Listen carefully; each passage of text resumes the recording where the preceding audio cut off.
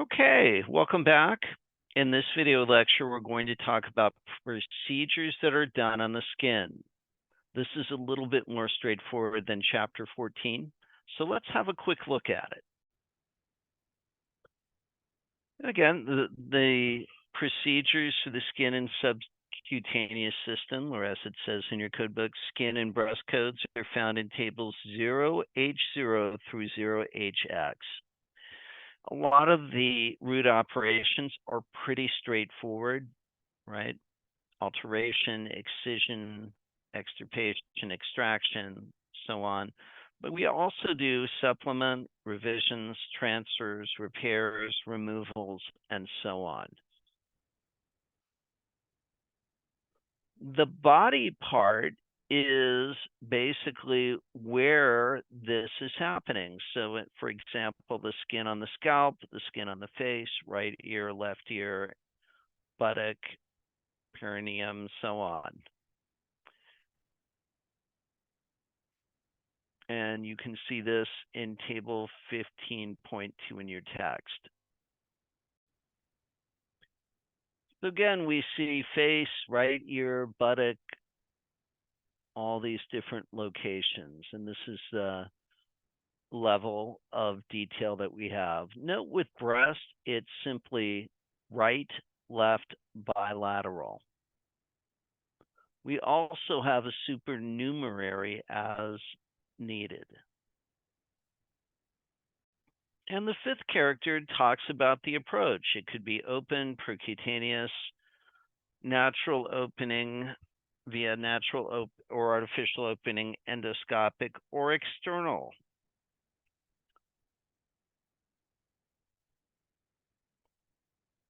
Skin and breast procedures found in tables 0J0 through 0JX, subcutaneous tissue and fascia procedures. Same root operations we've seen before. And same types of body parts. However, notice the change. The biggest change is we're talking about a different layer of the skin. We're talking about the subcutaneous tissue, the fascia. So important to read and understand what the different body parts, different layers, if you will, of the skin are, so you can code these correctly. And again, we have left arm, right arm, all these different types of things. And then finally, the fifth character talks about the approach. It can either be open, so we're going in to get to the site. It can be percutaneous, or external, where basically we're doing the procedure right on the skin, if you will. Sixth character is the device. The same types of things that we've seen before. Note here that we also have the pacemakers and the resynchronization pulse generators, as those sit typically in the skin and subcutaneous tissue in the chest.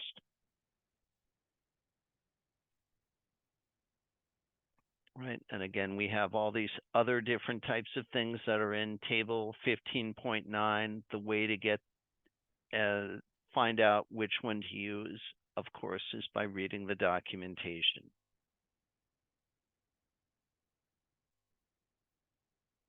And again, the sixth character identifies the device that remains.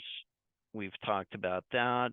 These things could be stimulators. In the case of procedures on the breast, sometimes they will be tissue expanders and so on.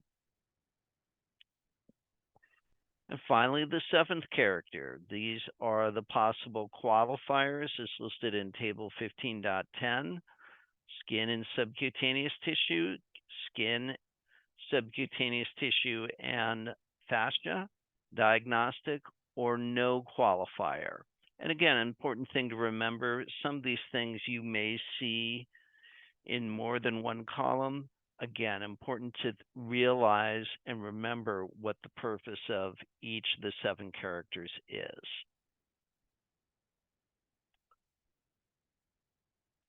So an important thing to keep in mind when we're looking at these procedures is the first three characters. If we have an excision of the skin, right, it's going to start with table 0HB. If we have a resection, for instance, a resection of a breast nipple, finger, or toenail, what have you, it's 0HT. And again, this is something where we, by this time, hopefully have command of what's the difference between an excision and a resection, right?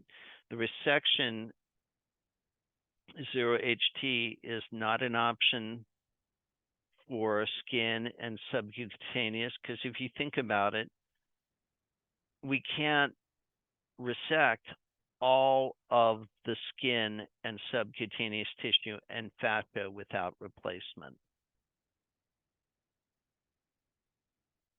Skin grafting is basically a replacement, and this could either be full thickness grafts or partial thickness grafts. The skin substitute procedures is a substitute because sometimes they will do certain types of biologic or synthetic like skins that reinforces and allows the skin to heal. We also can insert infusion devices, right? These implantable devices for vascular access and what have you. The root operation is insertion of a device in. Lastly, we have debridement. What exactly is a debridement? A debridement is removal of foreign material and any contaminated or damaged tissue from or adjacent to the wound. This could be something inflicted by trauma or some sort of infected lesion in the case of a nursing home patient. And so we would do that until the surrounding healthy tissue is exposed. And these are what I just described here is an example of an excisional debridement. The root operation is an excision, right? And depending on how bad the decubitus skin ulcers could be, this could involve cutting into the skin, subcutaneous tissue, and so on. And these could be done in the operating room, treatment room, or in the bedside at skilled nursing facilities. And you would go to table H4B for these procedures. With non-excisional debridements, the root operation is an extraction.